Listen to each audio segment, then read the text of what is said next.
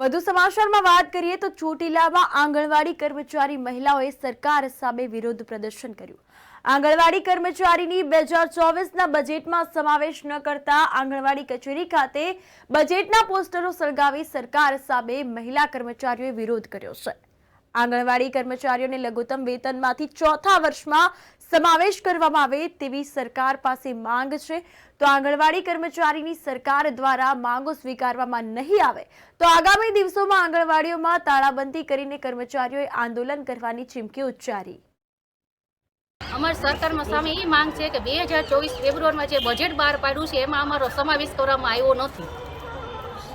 સરકારમાંથી સમાવેશ આ બજેટમાં આવ્યો જ નથી આ તમારા માટે। હા, અને માનવ વેતનમાંથી અમને લઘુત્તમ વેતન આપો અને ચોથા વર્ગમાં અમારો સમાવેશ કરો, જેથી અમે નાના પાયાના બાળકોને તૈયાર કરીને અમે આગળ મોકલીએ છીએ, પણ અમારી ગણના ક્યાંય થતી નથી। અને મોદી સાહેબ જ્યારે બજેટ બહાર પાડે છે તેમાં અમારો બહિષ્કાર કરવામાં આવે છે।